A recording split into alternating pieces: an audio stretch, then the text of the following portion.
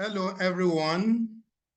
You're welcome to a very important national discourse entitled Labour Day Discourse, organized by the Committee on National Issue, Development and Advocacy, a think tank committee of the Muslim Lecturers Association. My name is Dr. Lukman Raimi, the convener of this particular discourse on behalf of the Muslim Lecturers Association. We invite people from far and wide, and we have invited resource people, scholars, and eggheads to share with us topical issues that will be of benefit to individuals, organization, and of course, the nation at large. Because this is a Muslim organization that is open to all people, irrespective of their religious, economic, political affiliations. We are going to commence this particular activity with an opening prayer, and that will be delivered by one of our brother, Mr. Lawad Muhammad Akanwo, who is a doctoral fellow at INSEF in Malaysia. Mr. Lawal Muhammad Akanwo, the mic is yours. Please. All right, thank you so much, Prof. I thank you for the introduction. I really appreciate. Ladies and gentlemen, I greet you. Assalamu alaikum warahmatullahi wabarakatuh. As Prof has introduced me earlier on, my name is Lawal Muhammad Akanwo. I'm a doctoral degree student in INSEF University, particularly on Islamic finance, Kuala Lumpur, Malaysia, and inshallah we'll be given the open prayer. Alhamdulillah ba'alameen, we give thanks to Allah, the one that has made this day possible for us, because we have deliberated before this time that we would like to have a gathering that will, of course, enlighten us about the United States trade war and trade winds. So we pray that every decision and discussion that would be shining in this panel, may Allah make it a beneficial one for us, the one that will make us hand reward in this level and hereafter. May today's session be filled with thoughtful dialogue, respect, and much of engagement and impactful insight. We ask for wisdom for speakers that we have invited, and the clarity for participants as well, and proposed outcome that can, of course, drive the progress and policy and prosperity of this very gathering. We pray that may this gathering be fruitful for each and every one of us. Bismillah, Surah Al-Fatiha. Thank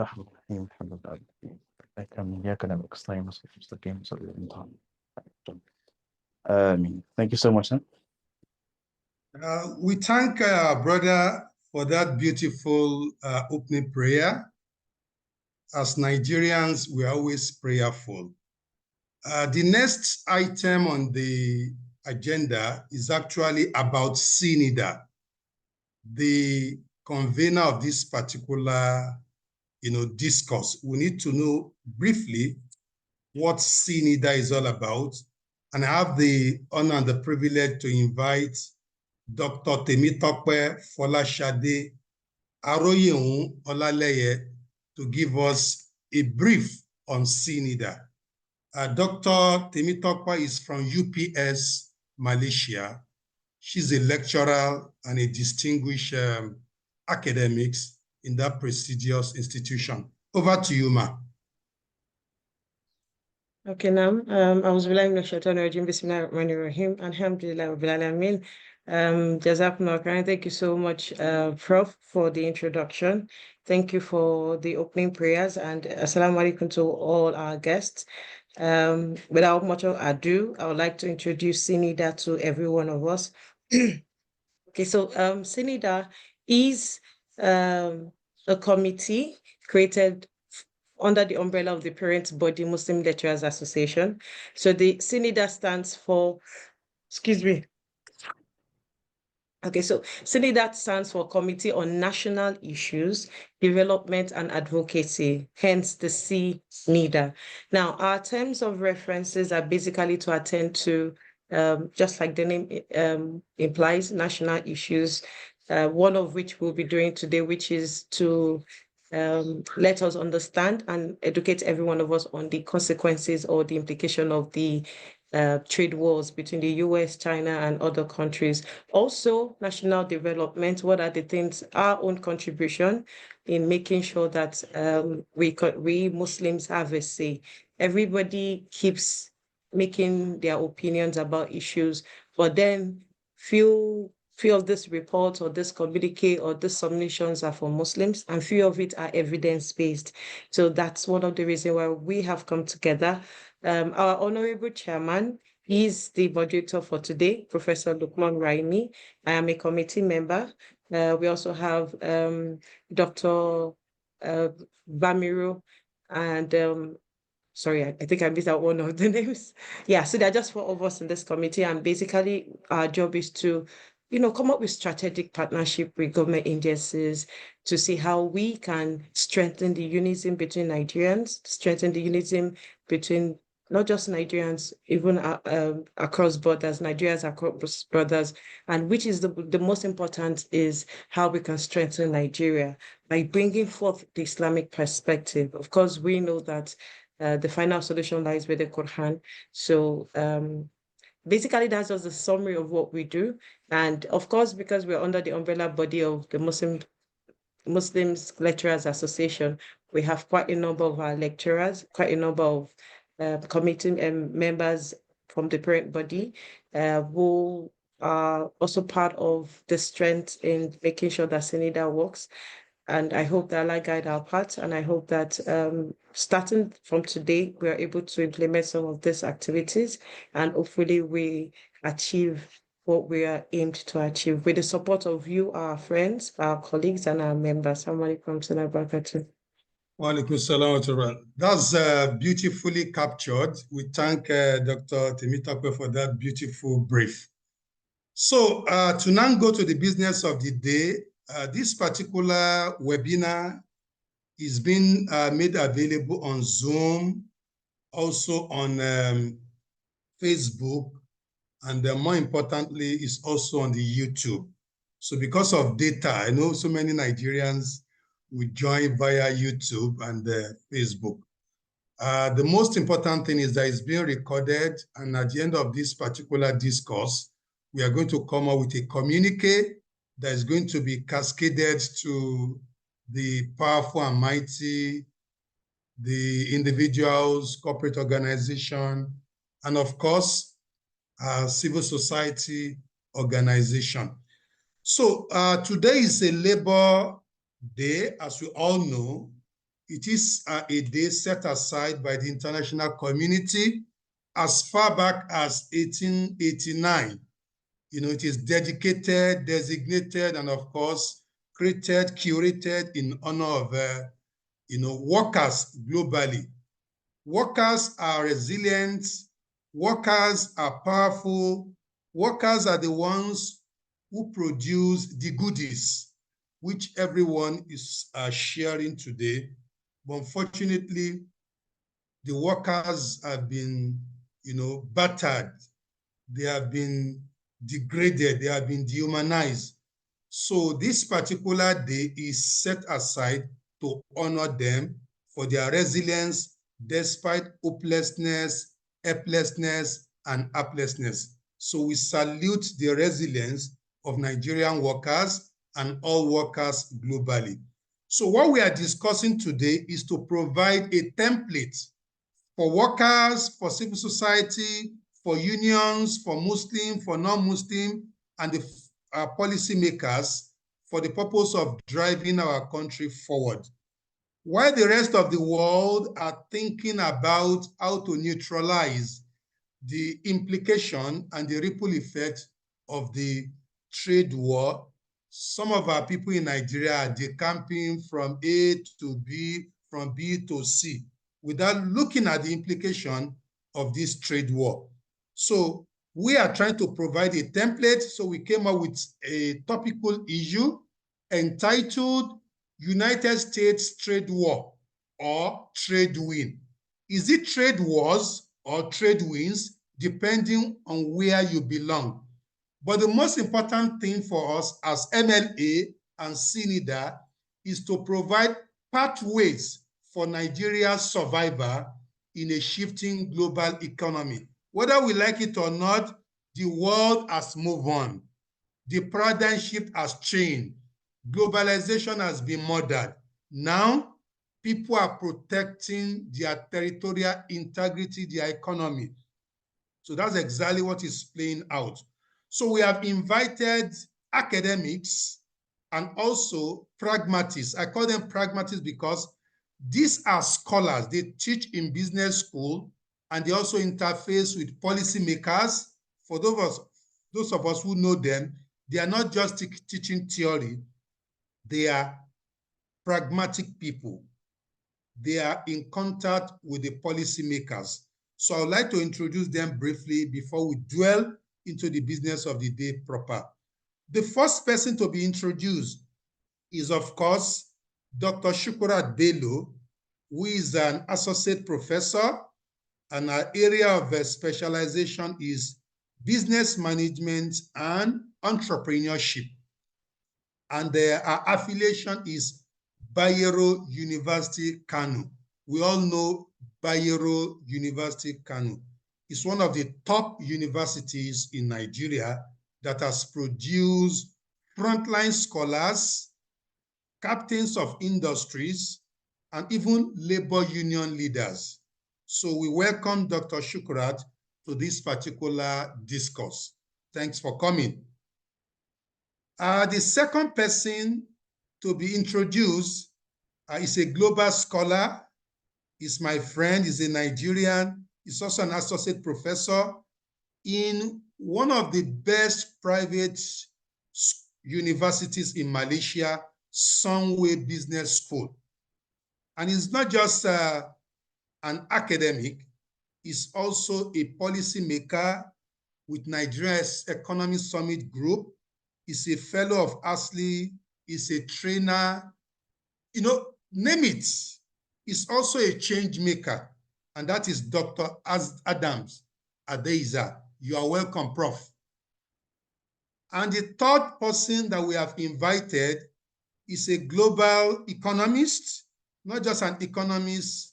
He focuses on international energy economics. And he's a global scholar, a researcher, a policymaker, and currently he has a double, triple affiliation because of his visibility. Currently, he is with European University of Lefke and also International University Malaysia, and he's also a senior policy researcher at Ramaz in Nigeria, and that is Dr. Ibrahim Lanre Ridwan. You're also welcome. So these are the panelists, and they have very beautiful experience, wealth of experience to share with us. So as we progress, we are going to benefit immensely from their wealth of knowledge. So the way this discourse is going to go is that I will throw a question to each person, and they are going to provide us with their reflections and insight.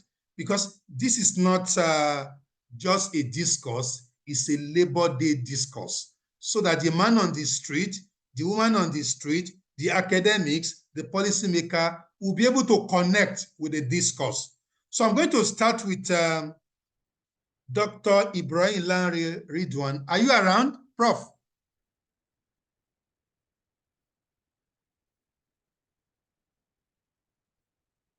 Dr. Ridwan, are you on board?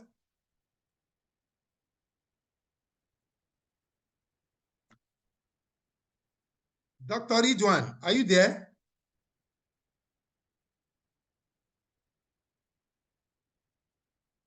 Check if you are muted. Yeah, I am. Okay, okay. So, okay, wa alaikum salam. So the first question is going to you because you are an economist. So for people to be well informed about what is being discussed, we want you to take us through the concept of tariff. What is tariff? The pros and cons of tariff. Please dissect that, for the benefit of the people. What is tariff? The pros and cons of tariffs. Is tariff still relevant in the contemporary times? The floor is yours. Okay. أعوذ بالله من الشيطان الرجيم بسم الله الرحمن الرحيم الحمد لله الحمد لله رب العالمين. We give thanks to Allah for giving us the opportunity to be here today, and we seek His peace and blessings for the of mankind, Muhammad sallallahu alaihi wasallam, his household, his companions, and those who follow his footsteps. First and foremost, I would like to express my gratitude to the organizers of today's event, the Committee on National Issues, Development and Advocacy, and Clients Aspire Limited for inviting me to this important discourse. Our discussion today is a discourse that is of critical importance to the economic future of Nigeria because of the explicit and implicit implications that tariff has on any economy. So, first and foremost, when we say tariff, we know that in economies, an economy cannot exist in isolation.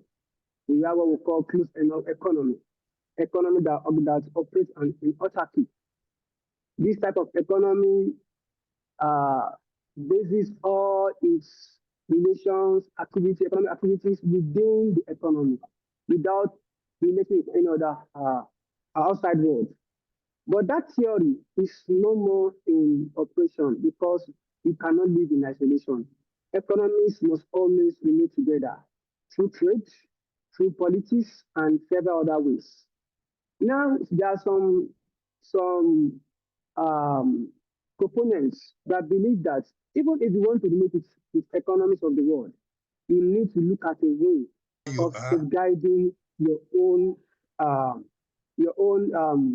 local economy, and that is why the issue of what we call the protagonist of tariff.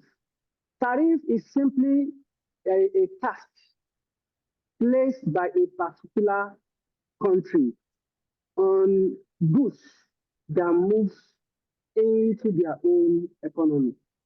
And one of the reasons why some people believe the protagonist of tariff, they believe that you need to implement tariff, is that it's going to, number one, is going to safeguard the indigenous industries, because it is believed that if you allow goods to move in from other countries to your country, the indigenous countries that are just coming up, in terms of price competitiveness, they might not be able to compete with goods coming from outside. In that way, it's going to be killing local industries. By the time you place tariff on goods that come from outside, number one, it will serve as a check for those countries to think twice. Do I need to go into this country? So in one way or the other, it's going to reduce the inflow of goods from other countries. Number two, it will make the price of the local products to be more competitive, because the people that are importing from or that are exporting to your country, they will, one way or the other, they will add the tariff that are added, will be added to the price that will be sold in the local economy. So in that way, the price will not be that competitive compared to local industries. And also, they also believe that by the time your local industry are thriving, job will be created. Job will be created. So that is a little bit about the benefit. But nothing comes without, like we saw in economics, there's no free lunch. There's no free lunch. Whatever you are doing, you are gaining from, you must have something that you're sacrificing. When you engage a tariff, there are some issues in the fact that, number one, tariff can in itself, it can cause price increase because the goods that are being imported to your country, as long as they don't have competitors or their competitors are not that strong enough, then producers will transfer the burden of that tariff to the final consumer. In that way, prices of those goods will increase in the local country. Another thing is that sometimes it is not always very easy in the short term to institute industries because of the long-term process that are involved. So in that way as well, it will make the goods that are being taxed to be very scarce in the local economy. And when goods are scarce, demand will increase. And by law of demand, when demand increases, then suppliers will increase the price. So if you are not careful, you might be shooting yourself while you think that you want to protect the local economy. So that is just brief about tariff. Thank you. Yeah, that is beautiful. The common man on the street now understood tariff, taxes that are imposed, on goods exported to your country for protectionism, industrialization, national sovereignty, protecting infant industry, among others. So it has pros and cons, as clearly articulated by Dr. Ibrahim. I love that submission. And that is providing a template for Dr. Adams, that how can Nigerian startups and SMEs turn tariff-induced challenges into opportunities for innovation and local production? Over to Dr. Adams. Again, how can Nigerian startups and SMEs turn tariff-induced challenges into opportunities for innovation and local production? Yeah. Okay. Assalamu alaikum. Thank you for the opportunity to share a thought or two to this very important discourse today. I want to thank the organizer for inviting me. I mean, when I got the invitation from my very good friend, Prof. Raimi, I was so glad that we have a platform for sharing this thought, because I looked around. I've not seen many movements, many group of people dissecting this all-important issue. We might think that Trump tariff, especially the percentage that Nigeria has been slapped with, which is just 14%, it's not that much. When you look at it in much larger perspective, you will know that the effect is there. It may not be direct. Nigeria may not be the direct target for this so-called Liberation Day tariff, but the effect is definitely there. And one of the sectors, that this tariff impact is likely to affect negatively and in some way positively, which I'm going to talk about, is certainly our SME and startup space. What I can say, just to address the question directly, I think when the Trump team at the White House were putting up this tariff regimen, what they probably didn't really think deeply about is that tariff is a double-edged sword. Of course, you can use it for your own so-called national economic agenda. It could also turn around to hurt you in a very, very deep way. So I think one of the ways it could hurt America and help Nigeria is that it's an opportunity for Nigerian SMEs and startups to think about how they could, it's an opening. It gives an opening for our SMEs and startups to localize manufacturing of things that have been historically imported from the US. Just to also put it in perspective, United States of America is not really one of Nigeria's top trading partner, whether it's in terms of import or export. If you look at the recently released NBC statistics about our Nigerian trading partner, our top 5 export partners are mainly European countries. Number 1 is Netherlands. The second one is France. And the third one is Spain, then India, and then Indonesia. And in terms of imports, it's mainly China. So to address the question specifically, for me, I see this as a powerful, as a solid opportunity for Nigerian SMEs to think about how to localize manufacturing of those things that we traditionally import. Nigeria import, all sort of things, from fashion, packaging, agro tools, and so on and so forth. And I'm so happy to share that there have been actually examples of startups in Nigeria that have been taken, that have risen to the occasion. There's a particular inspiring startup in Aba. The moment, even before the tariffs were imposed, they actually started in 2023, when cost of importing basic input, especially manufacturing materials, went up 20%. This company started producing locally made cassava peelers. Locally made cassava peeler. There are quite a number of, we know Nigerians are very resilient. We are ready to rise to the occasion. If you throw challenges to Nigeria, you think you are going to kill them, with those challenges, you are just essentially burying a seed, and that seed will germinate in a very big way. But that said, the only way our SMEs and startups can really turn this so-called challenge into opportunity is if the business environment back home is enabling enough.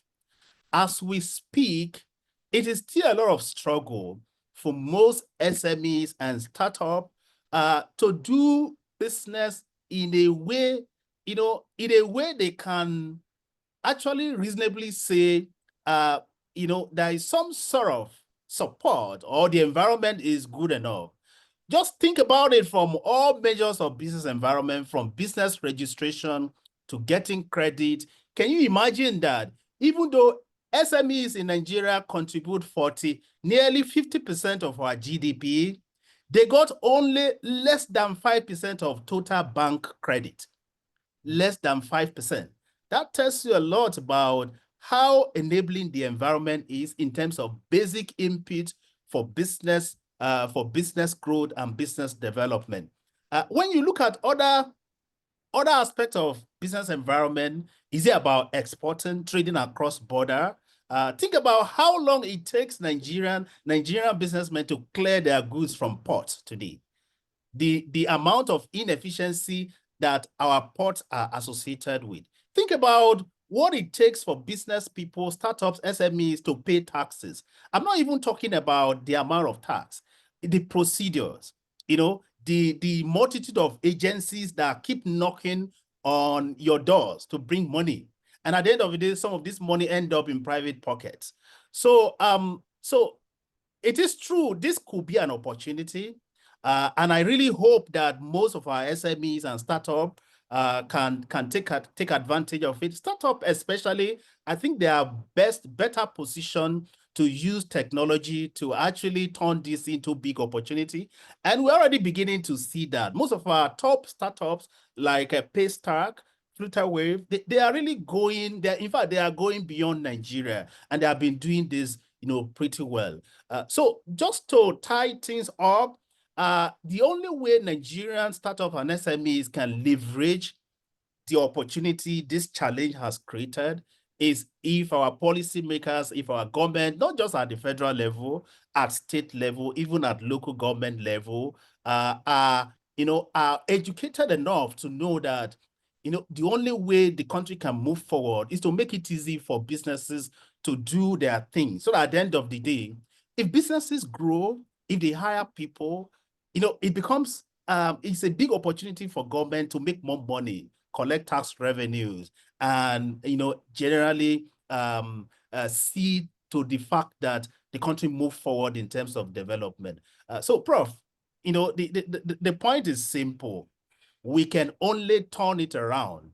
We can only make opportunity out of the challenge if the environment is enabling enough.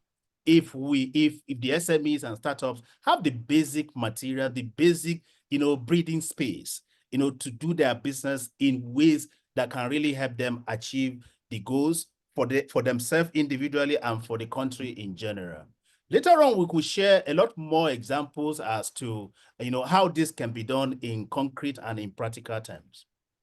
Thank you, sir. Yeah, this is a very beautiful submission. And if you look at the trend from Dr. Ibrahim to Dr. Adams, you can see the connection from macro angle to the meso, and of course, the individual level analysis. This is beautiful.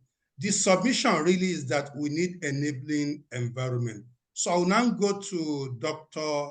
Shukrat. The question that is connected to submission of Dr. Adam is, what policies or incentives will most effectively boost entrepreneurship in sectors mentioned like agro-processing, tech, renewable energy, fintech, among others? Again, what policies or incentive will most effectively boost entrepreneurship in sectors that Dr. Adams has mentioned, like agro-processing, like tech, like renewable energy, or fintech? Over to you, Doctor. I'm really honored to be here. So I would like to thank Professor Lokman and the co-panelists and the participant for giving me this honor to be here. I'll especially mention my colleague. I'm sure you'll be like, why will I mention it? Dr. Adams. So we miss you in BUK. So he was my colleague here, and he has to run away during the COVID. So I hope you are doing fine. So thank you. So based on the question you had, Assalamu alaikum to everyone. And so in Nigeria, we have a lot of issues, but based on the recent happening in the global environment, we need to look inward, and we need to have a new set of policy that will drive the process. Agriculture is our basic thing. Apart from non-health sector, we'll talk about agri. Renewable energy is something that we are coming up with, but in the agri sector, we are gone far, and that was there even before the oil. So how do we encourage more industry, SME, startup coming in the agricultural sector? There are a lot of incentives that need to be done. But one thing with Nigeria is that we have a lot of policy, I'll call them beautiful policies, but to implement it is always the issue. Our implementation strategies are poor. We don't really do things the way we need to do it. It's not that we don't have the right expert. It's not that we don't have the right resources, but there are some systemic, what I can refer to as errors that really affect the way things are done. If you look at tax, for instance, that's one incentive. We can give tax incentive, tax holiday. Even the little tax we pay here, you will see multiple taxations. How do we eliminate that?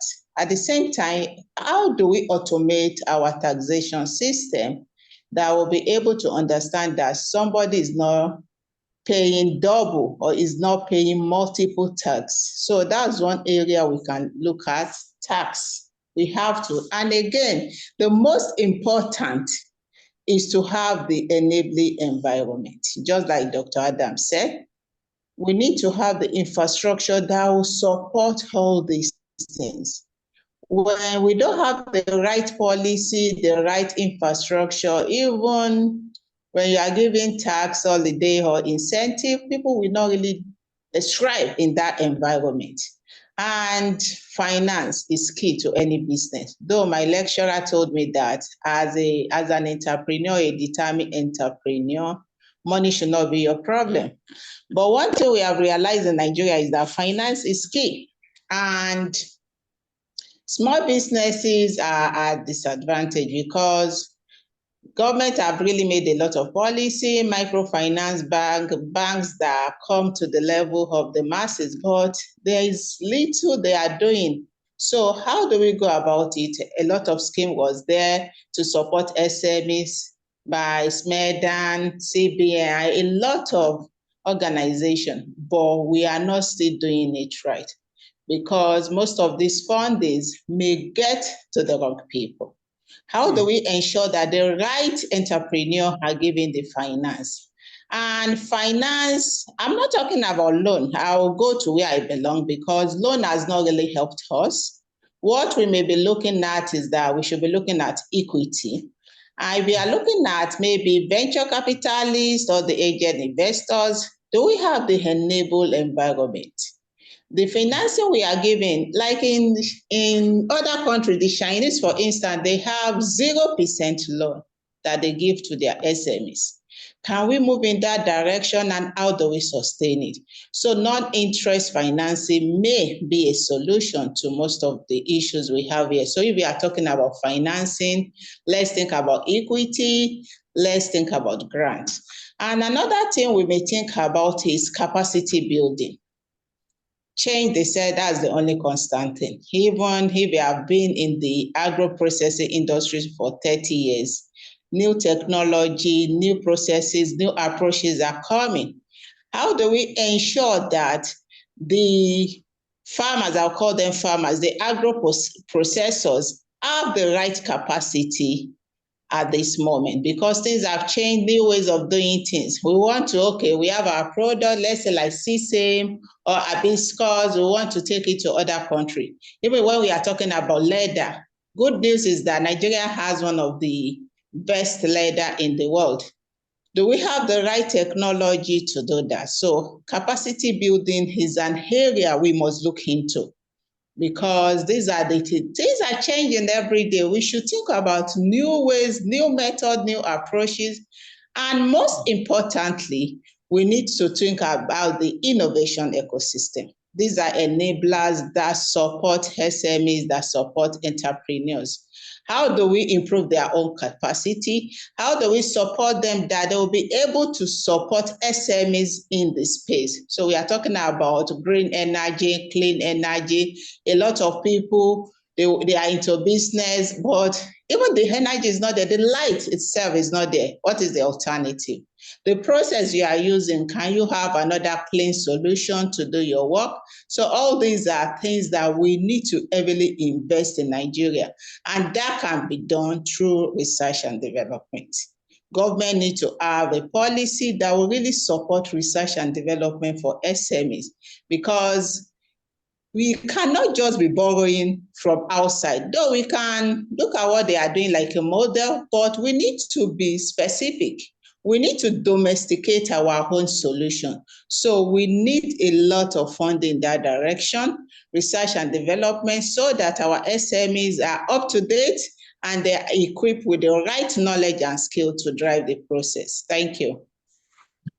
Thank you very much, Dr. Shukrat. I told you when we started that our invited eggheads, they are not theorists. You know, Dr. Shukrat and Dr. Adams, they have mentored real enterprises, enterprise owners and change makers, and they know what they are talking about.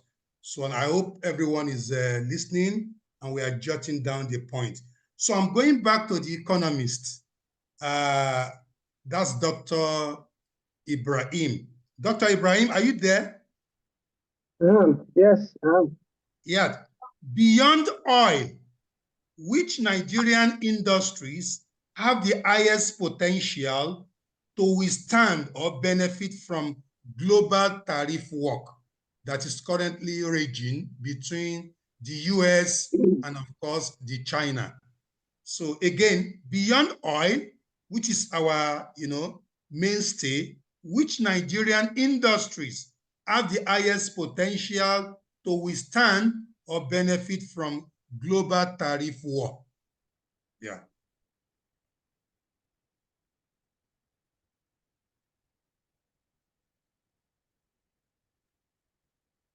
Check your mic. We can't hear you.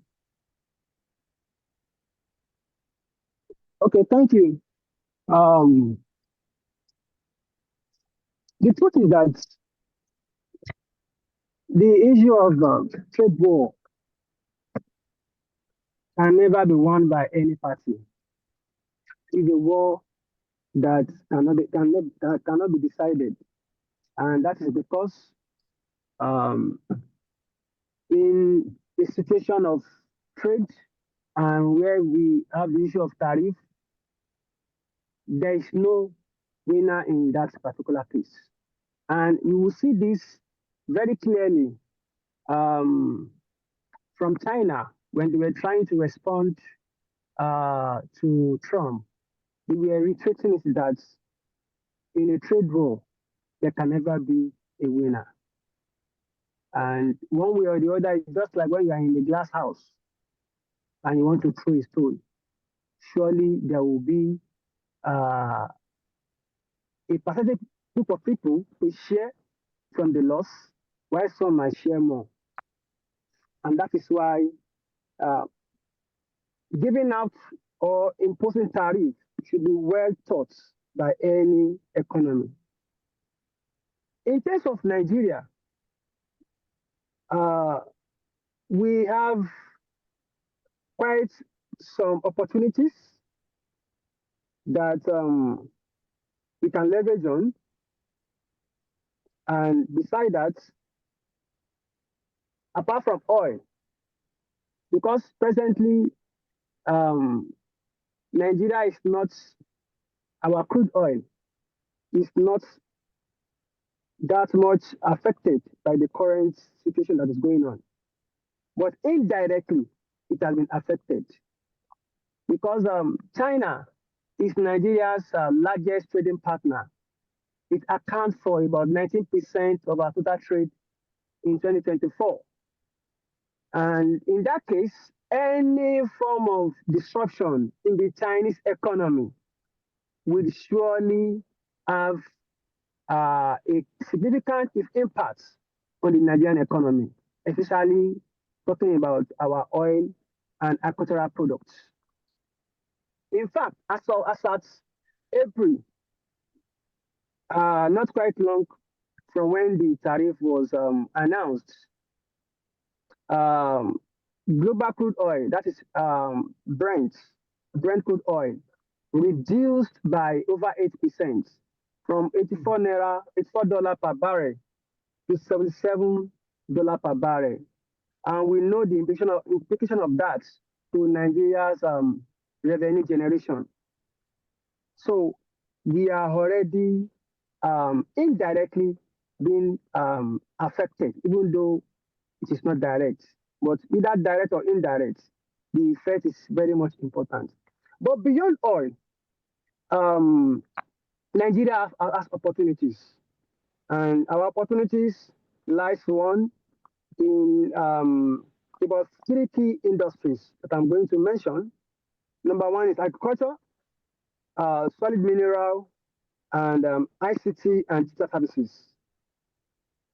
In the present moment, Nigeria is Africa's largest producer of cassava, yam, and sesame seeds.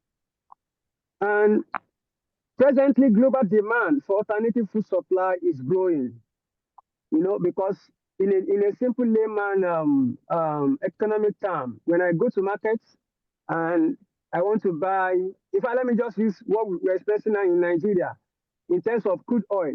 When you petrol, sorry, when you go to the filling station, before entering, you look at the dashboard. How much is this station selling their fuel? Sometimes I was going to buy it a few days ago and I saw 9.10 in one filling station, And a filling station not far away from it is selling 890. So the next thing I do is just to go forward. I just drove past that filling station. I had to go and queue to buy at a lower price. What I'm saying is that when there is trade war and some economies are affected and the effect is going to be translated to increase in price, consumer begin to look for alternatives. So in the present world, alternative food supply chain is growing. For instance, sesame seeds exports surged by 60% in 2024, generating over $500 million. In that case, if tariff limits access to traditional suppliers like China, buyers will seek alternatives. Nigeria can actually fill that gap. We should begin to see how can we fill the gap. Some countries are rethinking. Why some countries are rethinking trading with US because of these unforeseen circumstances? Some other countries are being proactive that how can we cut costs? How can we reduce the share of our trade with China because of the current tax burden? So they will be looking for alternatives. So it is a high time for Nigeria to start rethinking how we can fill that gap. Another opportunity Nigeria can get, a potential for us is in solid minerals. Nigeria solid minerals sector grew by 4.2% in 2024. And minerals like lithium, gold, and tantalites are critical in new supply chain for green technologies. They were talking about green technologies due to the effect of global warming. So in this case, Western countries, they are seeking alternative to China mineral supply. Nigeria has these resources in abundance. We can begin to think and we can explore this to gain and navigate into the global market space. Also, ICT and digital services. Nigeria, as we are, is exporting technologies, especially when you're talking about fintech and digital consulting. It recorded about 13% year-on-year growth in 2024. If we can try to move from 13% to like 27% or 30%, then that's going to mean a lot for Nigeria. Global service space industries are less sensitive to tariff in the present way. So it's making ICT a strategic safe haven for Nigeria. So the country, the government needs to start thinking of how we can explore our opportunity. In this present moment, it is important for the government to understand that Nigeria must not take the position of passive. We will not be passive. We have to be active because our survival, like I've said, is affecting us in one way or the other. If you have a particular way, you can cushion the effects of the negative impacts of tariff on our economy. The government needs to start thinking because our survival and growth depends on deliberate and proactive measure. It's high time for the government to think twice. Thank you. Thank you very much, Dr. Ibrahim, for that beautiful submission. He has given us a number of juicy industries and sectors to be focused. And I think deliberately, Dr. Ibrahim omitted education sector. It's a gold mine. It is a gold mine. And Dr. Adams is going to, affirm that with his experience in Malaysia. And even myself, some of the cheapest school in the US, I was in New Orleans. BUK is better than that particular school with all sense of modesty, but it's one of the top schools in New Orleans, that is Louisiana State in US. The cheapest school fees per annum is $80,000 US. BUK can give them better education. UNILAG can give them better education. With the trade war, education has been very, very expensive and also not affordable in the US. Scholarship is being reduced, fellowship is being canceled, grant is being reduced. So Dr. Adams, how can we leverage, the current situation to sell our university education? Because it's very, very cheap. Medicine in Nigeria, they don't charge up to 1 million per annum.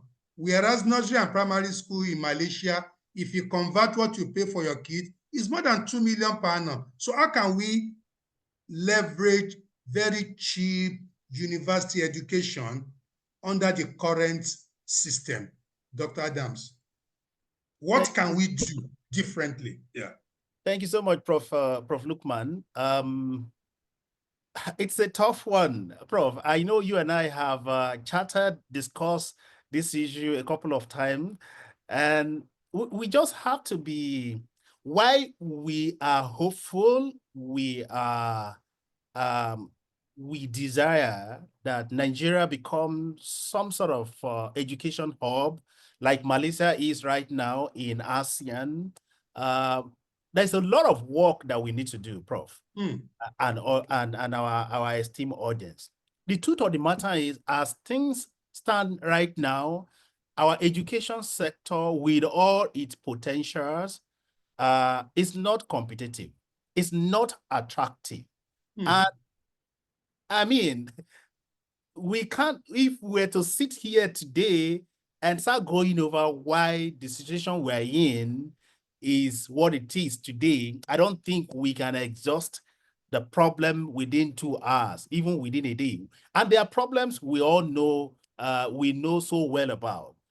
Take, for instance, take one, our university teachers are the poorest remunerated in the world. If you think about what our professors our professors take home sometimes, especially for somebody that was there before, and on this side right now, if you compare, sometimes I wonder how our colleagues over there are surviving. It is heartbreaking. And the thing is, you cannot give peanut and expect wonderful services. Today, as we speak, our professors in Nigeria, Prof, never mind. I will share some ideas as to how I think the problem, I mean, we can liberate this. Yeah. But before we go into recommending what we can do, I think it's important for us to put things in perspective and actually do a little bit of analysis as to, because if we don't know where we're coming from, we may not know where we're headed. We may not even get anywhere. So it's important for us to be honest as to the reality on ground, so that we can begin to fix some of those issues, and then hopefully we can get to where we want to get to. So as we speak right now, until recently, most of our universities we're not anywhere in global ranking of universities. And usually when students are thinking about where to go and study, they check these rankings, they check these standard issues. And as we speak, we are not anywhere there. And I agree with you, Prof. Lukman. We've got a lot of good things going on for us. And there are quite a number of fantastic universities in Nigeria, both private and public. Covenant University is always cited as being up there, and it is true. So we have the potential to be where we want to be. It's just for us to begin to get serious about this thing. Malaysia welcomed 131,000, more than 131,000 international students in 2024. And every year they set a target to increase the number of people, international students they bring into the university. And they have actually established specific policies to drive this. There are specific agencies that go out of their way to make sure these numbers, they hit these numbers. All their embassies and their high commissions all over the world, they have education attaché who actually do their work and go into towns and cities, canvassing, selling Education Malaysia for people to come in here.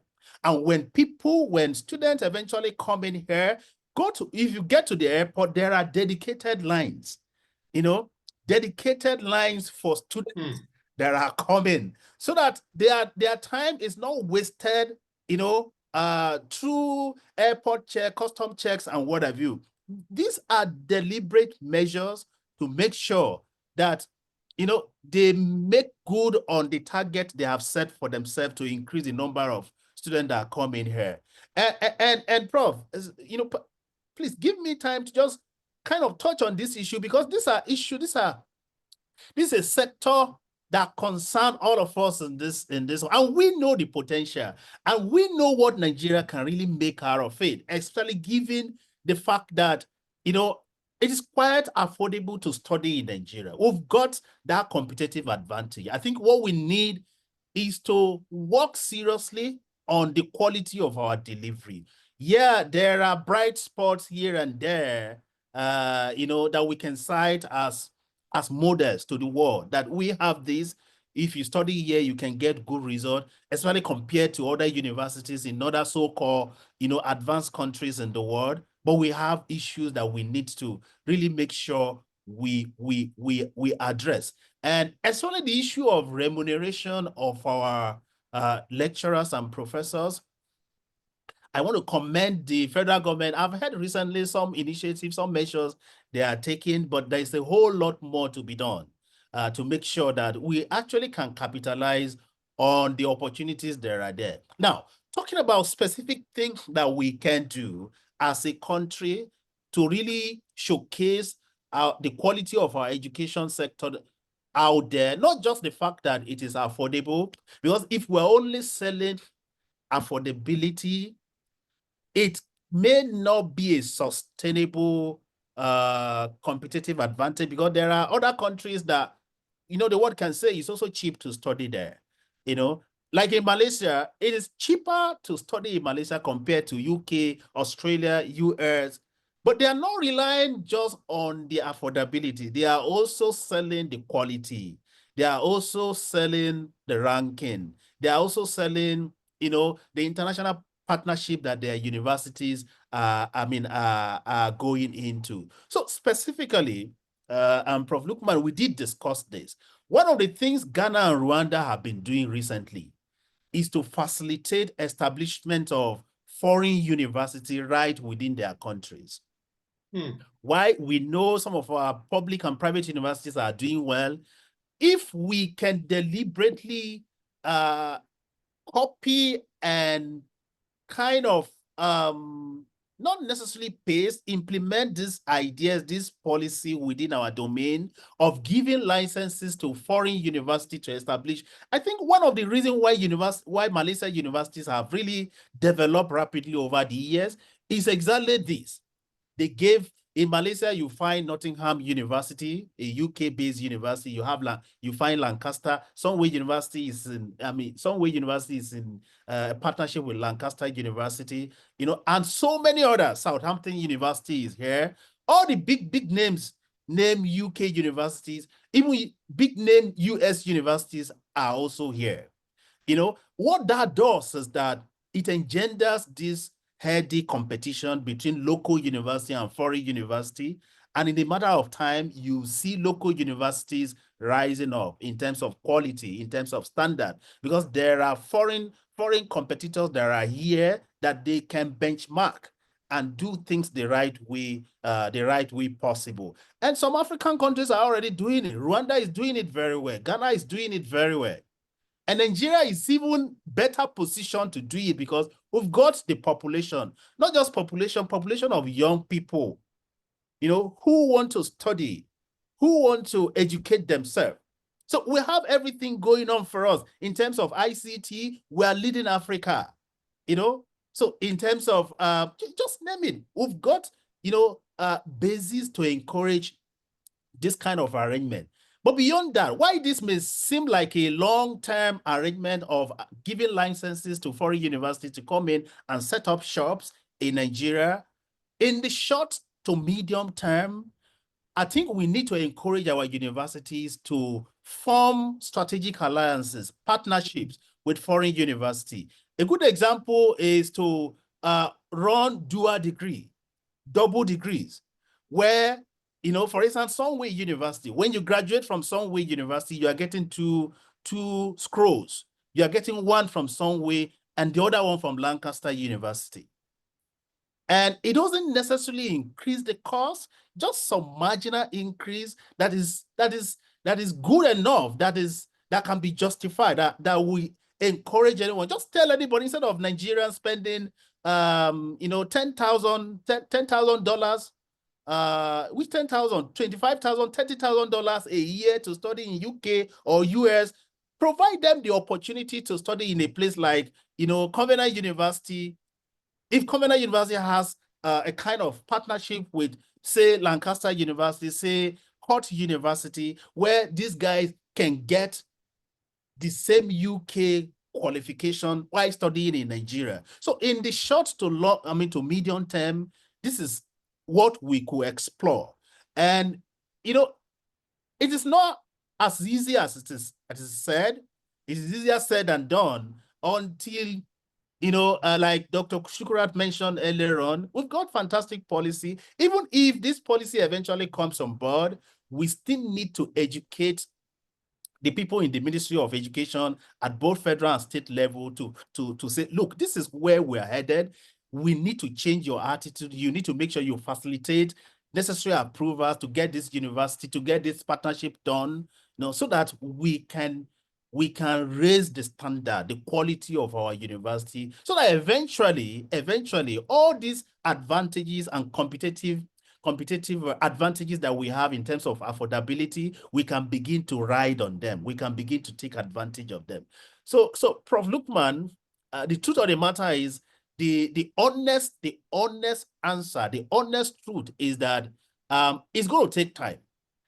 It is not going to be an overnight kind of thing, but it is important, and I'm happy that we're having this conversation right now. It is important that we start talking about this and start acting on it, so that eventually 10 years from now, 20 years from now, we can begin to see this thing that we're talking about in reality. Thank you, sir. Yeah, this is a beautiful submission. Deliberately, I gave the question to Dr. Adams purposely for us to leverage his experience, his exposure, and of course, his tangible asset for those at home. That is the reality.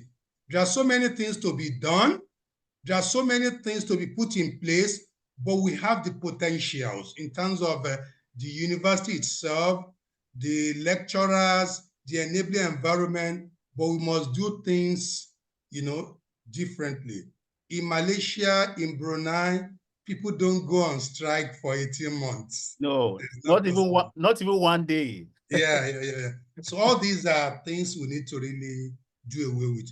So finally, I'm going to pose the last question to Dr. Shukurat, which actually envelopes what Dr. Ibrahim said and the last submission of Dr. Adams regarding the promising sector, agri, education, IT, among others. SMEs, small businesses can't do it alone. So how can public-private partnership accelerate SMEs growth amidst rising import/export barriers created by the trade war? Again, to Dr. Shukrat, how can public-private partnership, PPP, accelerate SME growth amidst rising import/export barriers created by the trade war? So thank you, Prof. Nigeria, we are moving there, but we still have a lot to do. Partnership is something that you believe in. When we believe in that, I think we can move forward. How do we come together as public, that is the government and the private sector, to be able to drive the process? We want growth and we want to increase our revenue. We want to develop our economy. What are those things we need to do?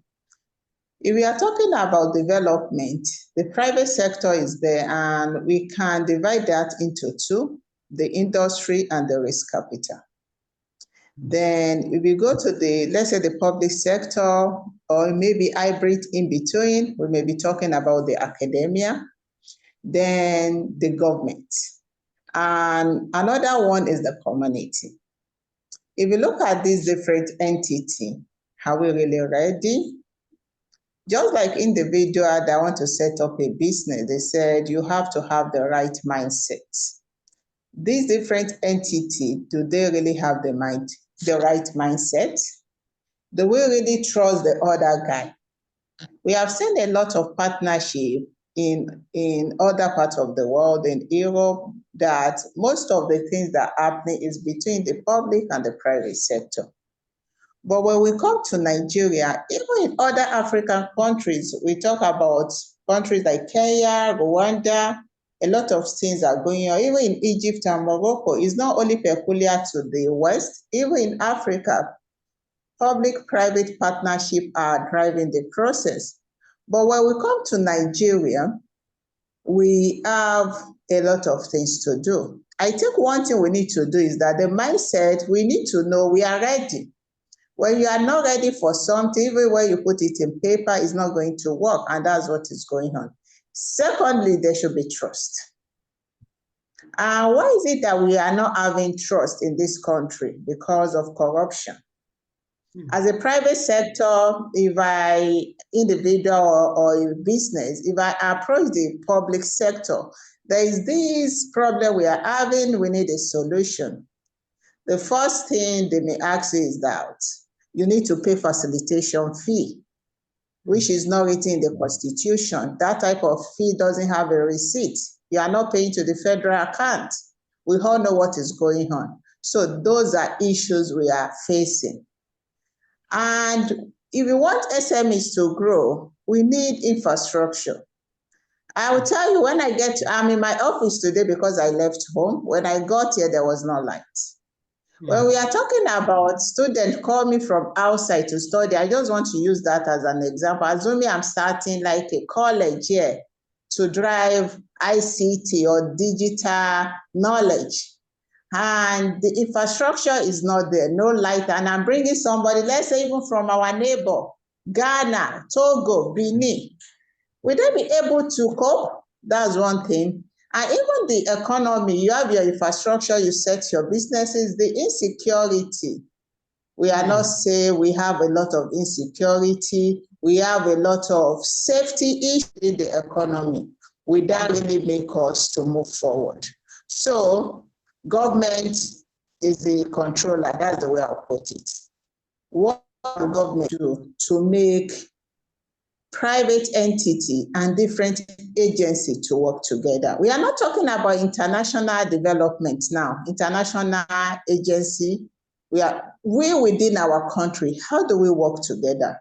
Government has a big role to play, and you cannot do it alone. That's why I mentioned that we need to look at the academia, the risk capital, the people in the government, the risk capital, the industry that are really going to make the product work, the government agency, even the community we operate. We need to come together and let us work as a team. Until we do that, making our SMEs to reach the world competition or to be near even the ones in Ghana here may be difficult, except we are ready to work together and we limit the bottlenecks, because we have a lot of bottlenecks going on. Like in my university, we have up to 80% of the students staying off campus, unlike when we are students 25 years ago.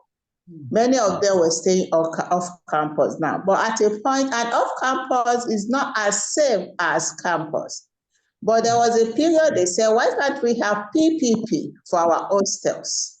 But at the end of the day, there was a policy, a committee was set up, all those stuff. This just within the university. At the end of the day, the thing was dead because there was no headway. So why? Because the trust is lost within us. Thank you. Thank you very much for that beautiful submission. For PPP, trust is very, very important. Responsibility, transparency, prudence, accountability, Once you don't have this in place, the private sector is not interested. But we can't move as a nation until we embrace PPP. And that is the model that can drive foreign direct investment. That is the model that can build trust. That is the model that can attract world-class entrepreneurs, institutions, among others, to Nigeria. So thanks for the submission. So in conclusion, I want to give each panelist 1 minute to give us your parting notes, your closing remark on this labor discourse. So let's start with Dr. Ibrahim. What is your, concluding remark? Okay. I would like to say that the present moment, the country and other countries are navigating unpredictable and experiencing challenges as far as trade war is concerned. And this is a war that has been started. You don't know the end. And in that case, it is important for Nigeria to remember that as a country, we have qualities of resilience.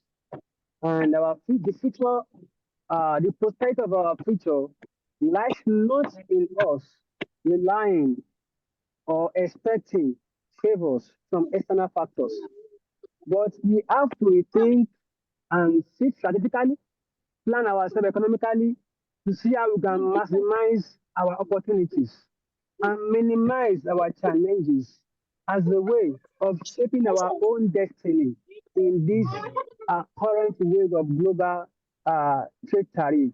By diversifying our economy away from oil and by ensuring that we explore the opportunities we have in agriculture, ICT, and solid minerals, especially African free continental trade is another area that Nigeria can leverage on. If we can explore these opportunities, I'm sure that Nigeria will have more to gain and little pains to experience. Thank you very much, Dr. Ibrahim, for that beautiful submission. So I will now go to Dr. Adams to give us his own closing remark. Yeah. Thank you so much. Hello, Thank you to all the organizers and the audience for giving us your listening ears. Perhaps I should just use this opportunity just a little bit. Wow.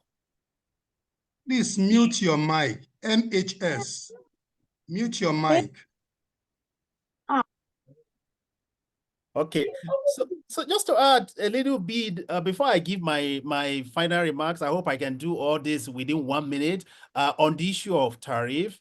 The truth of the matter is the tariff handed to Nigeria really is much like a slap on the wrist compared to what other countries are facing, especially African country. Imagine a small African country like Lesotho is given a slammed with 50%. Mauritius, 40%, South Africa, 31%, in addition to 25% tariff on auto exports that was handed to South Africa earlier on. So really the big issue for me is it's not really the tariff.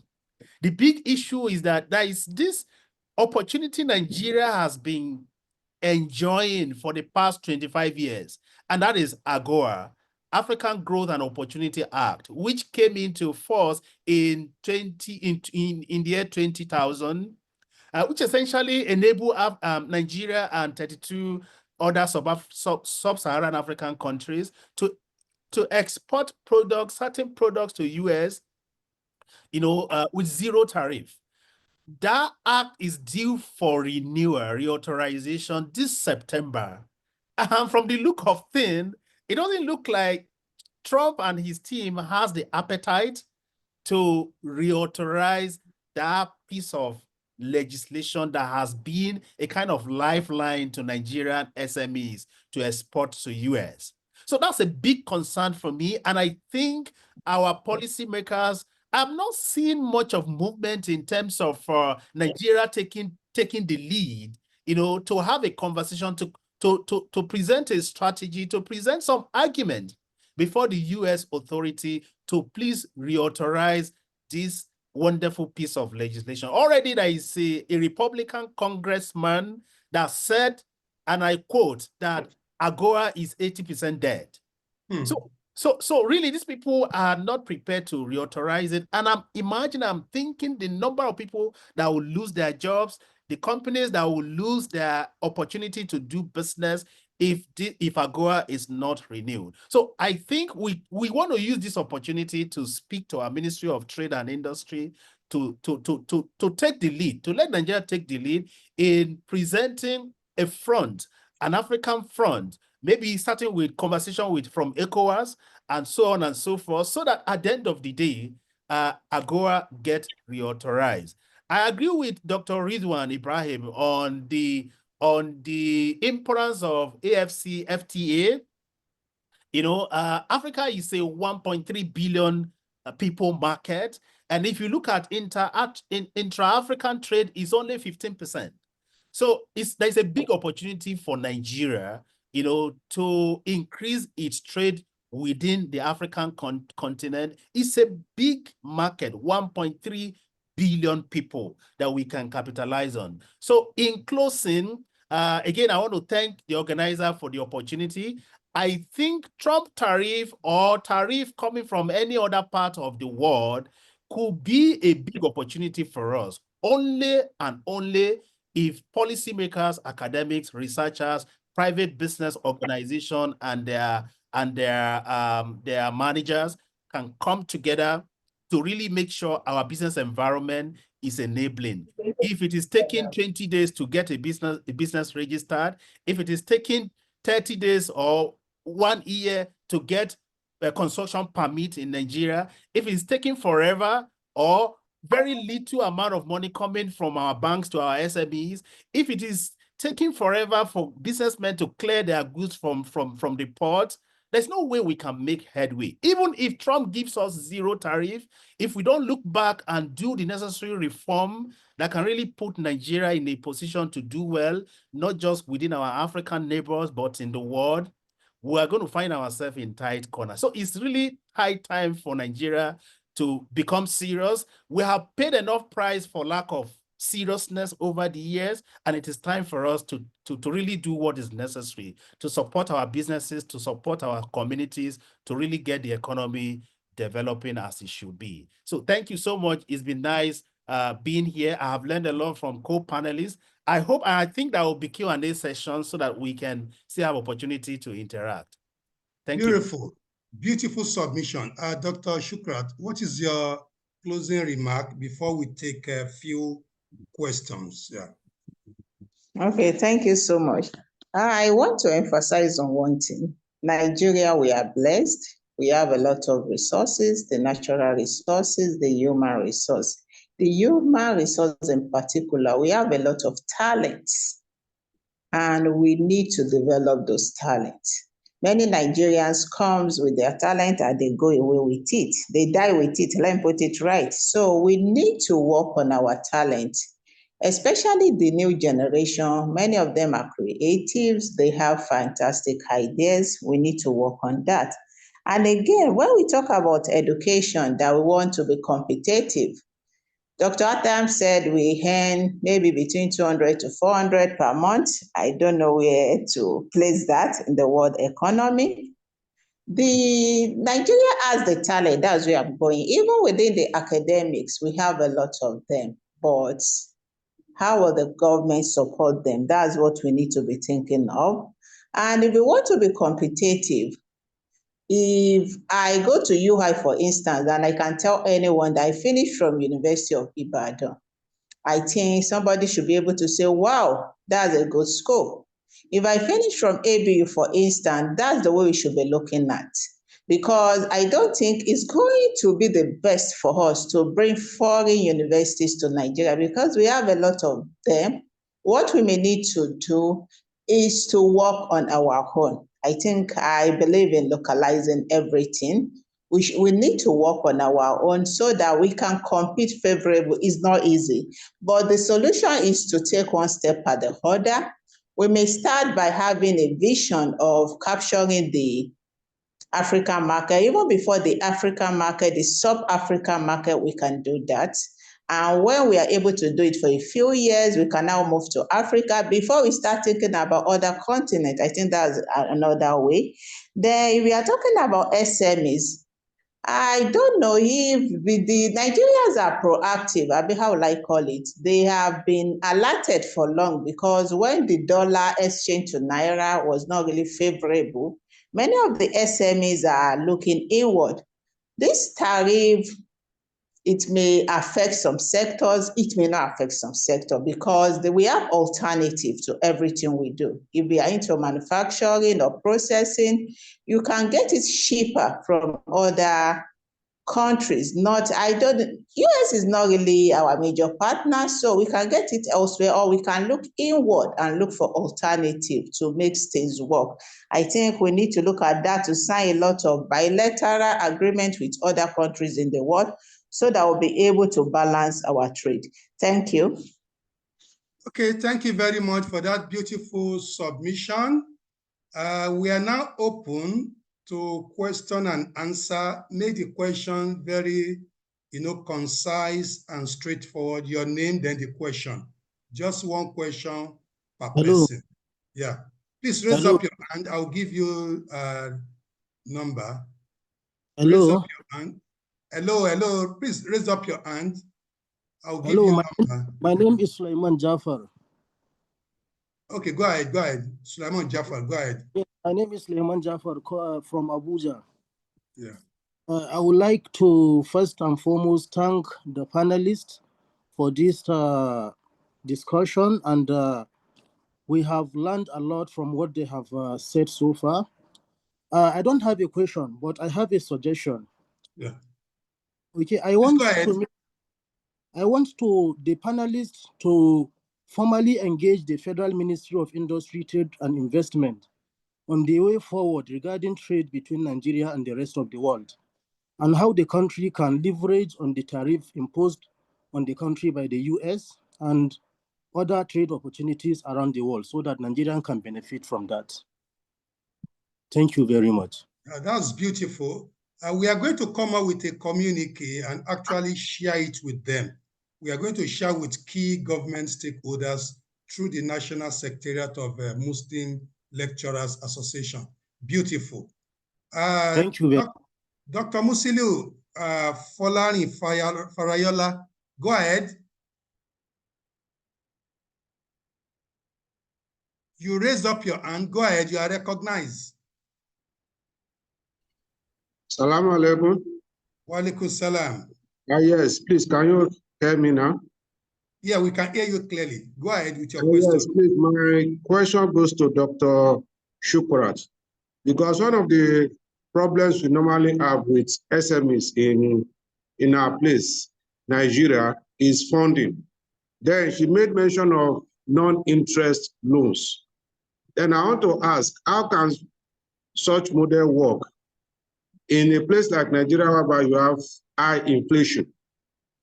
For example, now, I started a small business in 2006. I took a loan of 1 million naira. Now, assuming that now I wasn't able to pay back. Now, assuming that the loan is a non-interest loan now, if I want to give the person back 1 million naira, who will give me such a facility? Because 1 million naira now is not the same as 1 million naira in 2006.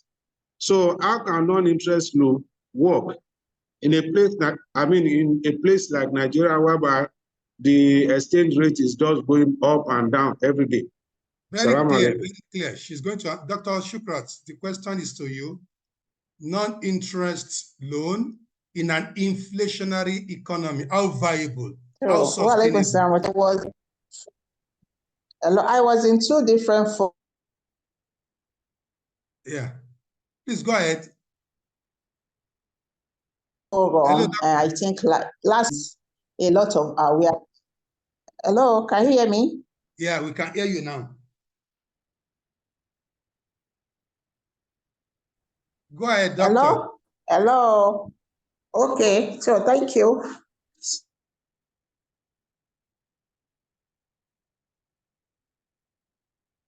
We can't hear you. So I said I was into that strongly on advocacy. Hello? Okay.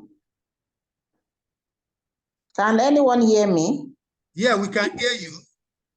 So I advocate for awareness about non-interest finance.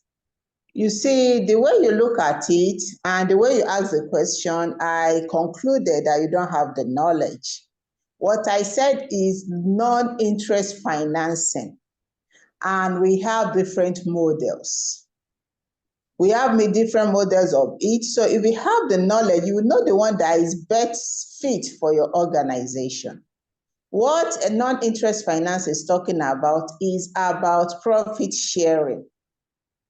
Whether you make profit or not, both the financier and the manager of the fund are going to bear the risk. That's what a non-interest is all about.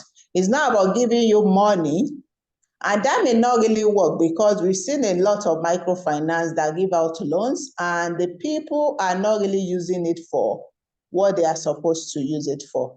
In non-interest finance, it's more of partnership rather than just dishing out money. Partnership, we work together, we see how we can grow our businesses, and we both either we make it or not, depending on the situation of the market. That's what, so I think we may need a lot of, maybe the next program, we can still talk about how the non-interest finances can work for SMEs. Thank you. Beautiful. Any other question? I think Sharifat Abdul Salam. Yeah, you are recognized, ma. Go ahead with your question. Mrs. Sharifat Abdul Salami, please go ahead with your question. You raise up your hand. While we are waiting for you, maybe you're not around, Rufai Fatai can go ahead. Okay, thank you very much, sir. Thank you very much, everyone. So sorry, sir. I will direct my question personally to Professor Adam Adaize. I just want his advice on anyone running a school or maybe an educational newspaper using the foreign curriculum and the Nigeria curriculum. So what is your advice, sir, on using these two methods in order to gain the market? So that is my question, Professor. Thank you, sir. Yeah, Dr. Adams. I don't know, honestly, if I understand the question. Okay, let me reframe. He said, what advice would you give to a proprietor running two curricula, Nigerian and foreign? Some are using British education, Canadian education curriculum, purposely to attract students under the pretext of giving them balanced Nigerian and Canadian education. Some are doing that. What advice would you give? Yeah. First of all, what I do know is that before you use any particular curriculum to deliver education anywhere in the world, it has to be approved. You have to follow the guideline given by the authority. Like in Malaysia, even for schools that are in partnership with foreign university, MQA has to approve your curriculum. Your curriculum, you can't just run whatever you like. You know, it has to follow MQA. You have to get specific exemptions from MQA. MQA in Malaysia means Malaysian quality assurance. They are the one that oversee everything universities and education institutions do. So first of all, it's important that you get that approval.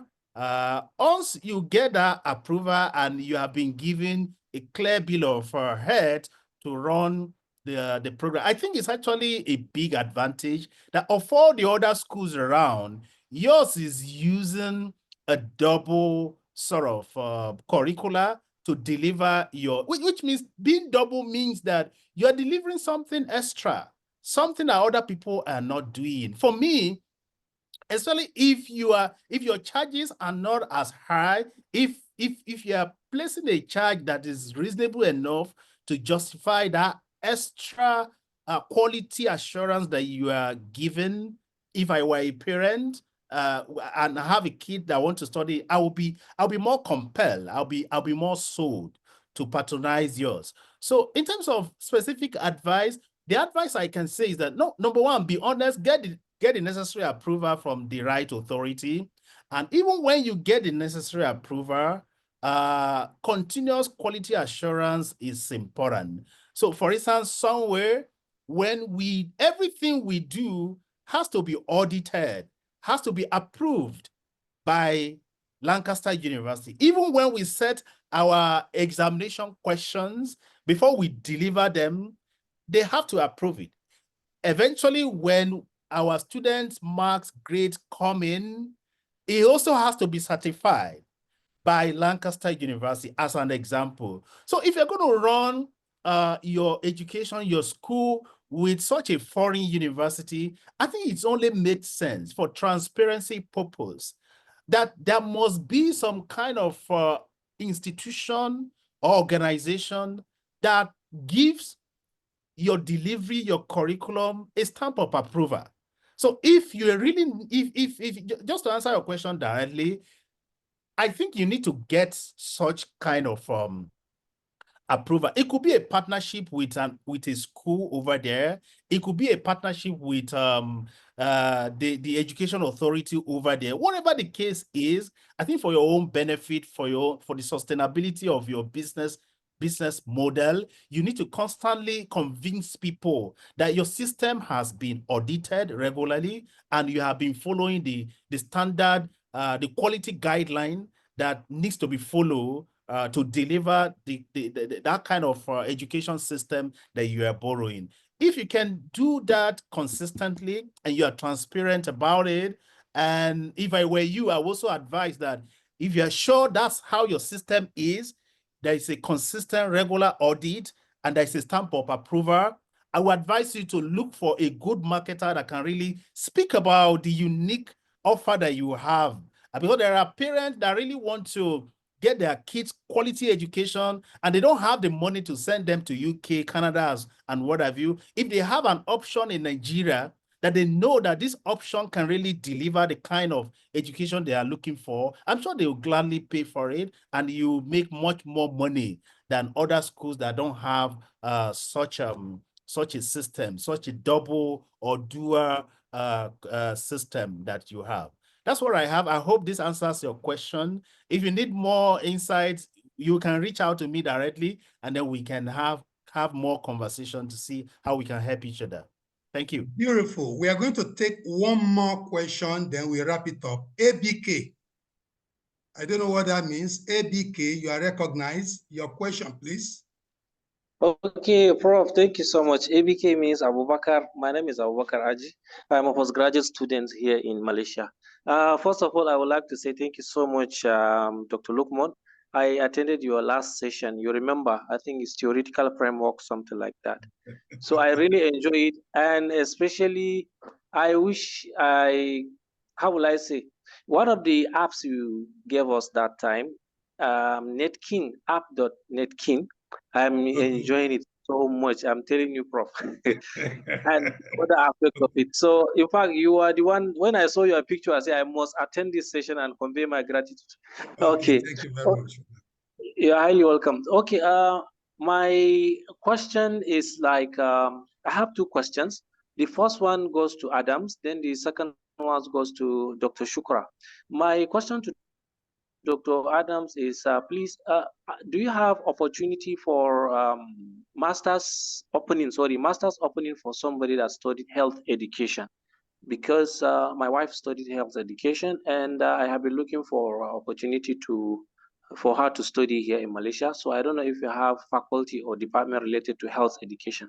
That's my first question. Then the question to Dr. Shukra is, I really enjoy your talk and it's very much more insightful.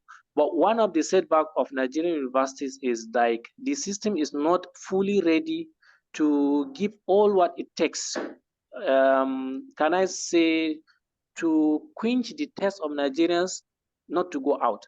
For example, one of my lecturers that taught me entrepreneurship, he has been teaching entrepreneurship for decades. But after now, as I'm talking to you, I don't know, maybe recently, he hasn't established any business.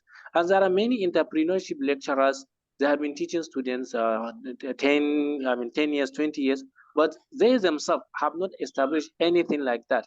So if people like that cannot stand on their own, what about the university as a whole, or what about some other aspect of the universities? Okay, so the first one to Dr. Adams. My very clear, questions. very clear. Yeah. Okay. Yeah. Okay. Thank you for your question, Mr. ABK. As far as I know, Sunway doesn't have a specific master's program on health education, but we do have quite a long list of master's program on education specifically and on health specifically. But what I cannot tell for sure is if we have a program that combines the two, health and education. But I can find out. I will try and check and speak with colleagues. If there is anything like that, you can be sure I don't have your direct contact. I can pass that to Prof. Lukman, and then probably he will let you know. But for now, I don't think we have anything like that. But again, I promise I'll try and find out. Okay, so the next question to Dr. Shukra relating to those teaching entrepreneurship who are not entrepreneurs themselves. Yeah. Assalamu alaikum. Let me answer the one for Dr. Adams, because I have a son here too that is reading health education. There are alternatives. You can switch your wife to community health or public health. So I don't know, it depends on the requirement of the university. Maybe she may need to go through the postgraduate diploma before she will be enrolled into the master's proper. I think those are the alternatives. So but you can still meet with your mentor, Dr. Adams. So as per entrepreneurship lecturers, I wish Dr. Lukman will answer this question. There's a reason for that. But what I may need to say is that we always say it among us here that if you are not entrepreneurial, you cannot teach entrepreneurship. That's always the argument here. But some other people say entrepreneurship is everywhere, and entrepreneurship is not about business. So that's where you got it wrong, because there is clear difference. I don't know if you're an entrepreneurship student, because I always fight my students for this. I don't teach them elementary entrepreneurship, but when they get to level 4, many of them are still confused about the difference between business and entrepreneurship. So there's a clear difference between it. Starting a business and being an entrepreneur are two different things. Maybe that your lecturer is an entrepreneur. We have some that come up with new ideas, innovation within organization. I don't know who he is, but one thing is that there are different types of entrepreneurs, not only about business entrepreneurs. Thank you. Okay, let me add to what Dr. Shukrat said. She captured it beautifully. We need to correct the wrong impression around. People equate vocational education, vocational skills, among others, and pure business, traditional buying and selling, with entrepreneurship. Entrepreneurship goes beyond that. Once you identify gap, whether the gap is something related to products, services, business solution, or even social innovation, and we can make money from that, then that is entrepreneurship. So at the end of learning entrepreneurship in the university, students decide on their own, having acquired entrepreneurial mindset, which after 2 years, develops into entrepreneurial intention, and before they graduate, it develops into entrepreneurial action. They may decide to create their own business. That means they are what? Entrepreneurs. They may decide to work with American University and change everything for American University. that is entrepreneurship. They may decide to use the knowledge of entrepreneurship to impact the world as change makers. Some of them are social entrepreneurs. And some may even go into what we don't see as businesses, and they make fantastic impact. Look at Mufti Meng. He's an imam, but he has entrepreneurial mindset. And that is why his preaching, his sermon is global. So he has deployed entrepreneurial skills. We call those people entrepreneurial leaders. Look at Christ Amampo, who was formerly in CNN. You know, the way she reports, you know, is top notch. And that has actually fetched her, you know, fame, recognition. That is entrepreneurial leader. The president of Turkey, you know, deployed his knowledge of entrepreneurship into government. So it's an entrepreneurial leader. So don't look at entrepreneurship as selling rice, you know, or preparing bonds, or even setting up startup. That is just one aspect. And most of those who train the so-called Silicon Valley entrepreneurs, they are professors in the university. Many of them don't have their own businesses, but they are very, very rich. By talking, they are rich. You know, with all sense of modesty, some of us, even when we are in Nigeria, we don't rely on government salary alone. We invested in stock. For instance, I pride myself as an investor. I invest with people and I get regular income. 3 months, you know, I can't disclose. So you can't say I don't understand entrepreneurship. I write proposals for top business people and I'm paid for that.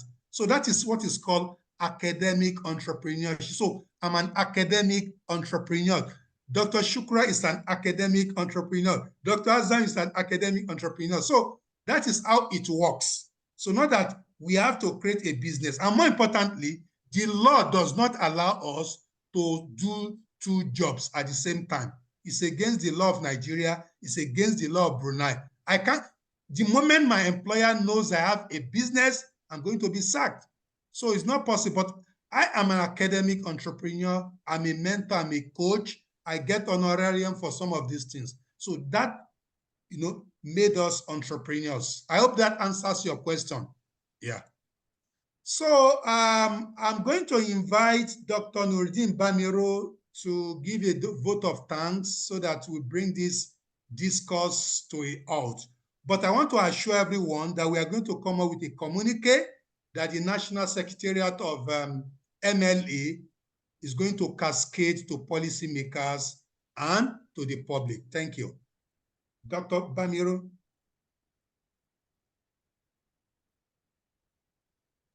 Dr. Ablakim Nuruddin Bamiro. Okay, sir. Thank you for the vote of thanks, please. Okay. So before the vote of thanks, I would like to share some of the activities of Clients Aspire Limited with us. At Clients Aspire Limited, we have some numbers of services. Part of our services. Before that, our strategic partner and the sponsor of this event, in terms of the logistic, everything, is Clients Aspire. So go ahead and talk about Clients Aspire. Thank you, sir. So we offer some numbers of services. Part of the services is we have research training services that will carry out. Maybe you want to learn how to write papers, or you want to engage in training, research training for paper writings and your thesis. So carry out some of this training. Also, if you want to collect data in any part of the world, maybe you are in Malaysia, you want to collect data in Nigeria, in the US, in the Turkey, so we can also assist you. Or maybe you want to publish your papers in Q1, Q2 journals. We also offer some advisory services. Also, currently, we have some partnership with some Malaysian universities. If you have the intention of schooling here in Malaysia, we can assist you to process your admission. As you all know, like I said, I used to tell people that if you can afford private universities in Nigeria, you can as well afford the public university and other university in Malaysia. Malaysian universities are not expensive. The environment is so serene. You have all the facility, library facility, bus facility, a lot of facility there is no facility that you can see in the US, in the UK that you don't have in Malaysia. In fact, most of the Malaysian universities, they have buses that will take you around the campus. So very edge facility, 100% available, and the likes. So these are opportunity for some of us if we want to enroll. And currently, we also have, there's a training on PLSM that is going to kick off by May 10. The cost of the training is just 50,000 naira or $50. So, and the training we're having if it's a 4-day training, the one is on theoretical foundations and AI in model specification, measurement assessment, structural model assessment, and multi-group analysis.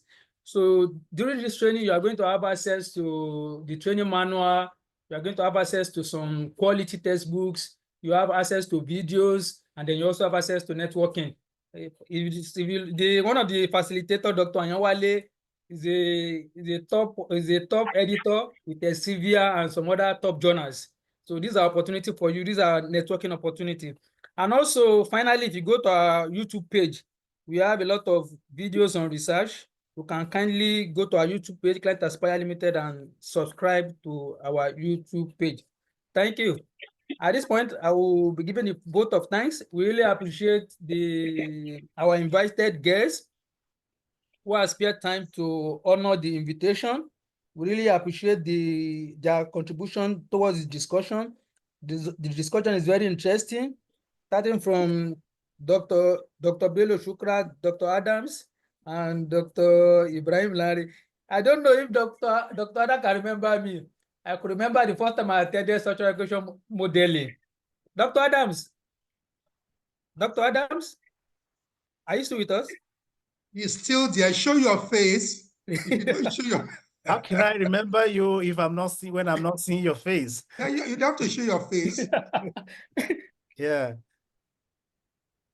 And then unshare the screen so that...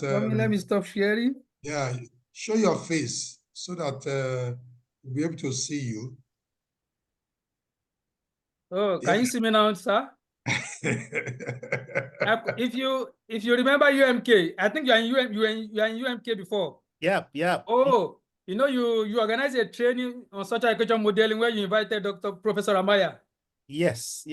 So I'm one of those that attended the training. All right. You can see how Dr. Adams is changing lives. He has inspired this guy and is the one training so many people. I invited this Dr. Bamiro to teach our PhD student SLR, I mean, it should be 2 years ago, and they all enjoyed it. On campus now, SLR is becoming a tool that everyone is using. So that is how we cascade, we share knowledge through knowledge donation, knowledge collection. So let us continue with this tradition to develop Nigeria and make Nigeria a great nation. Absolutely. Yeah. Absolutely. Thank you, sir. So we equally thanks all the participants, and we equally thanks our partner, the Muslim Lecturers Association, from the leadership. We thank you for coming, and we hope that this communique will assist the Nigerian government, to reposition their policy. Though Nigerian government they usually argue the fact that Africa is the centerpiece of Nigerian foreign policy. But the reality is that the Nigerian government itself has not restructured its macroeconomic environment to capture the economy of other African countries and how they can optimize it. As you can see, that despite the fact that we still have some countries in the Asian territory that align with the US, we can see that China being the leader, there is still the China brother, the Asian Brotherhood. China is still is still trying to carry out his role as a leader within the environment, and this leadership role is also expected by Nigerian, so that we can really optimize our opportunity, move African Union forward, move ECOWAS forward, and so that at the end of the day, we can have a liberated African economy. May Almighty God continue to assist us. So in our upcoming programs, we'll be sending out invitations, and we expect that each and every one of us will also be ready to also participate. Thanks. So thank you for coming, and enjoy the rest of the day. It's night here in Brunei, in Malaysia, in Vietnam, but in Nigeria it's just morning. So bye everyone, and enjoy the rest of the day. Thanks very much. Thank you, Prof. Lukman, for making this possible. You have done something wonderful. I must commend you for putting all your energies and time into this. Thank you for the opportunity to share our thoughts. So bye to everyone from here. See you around.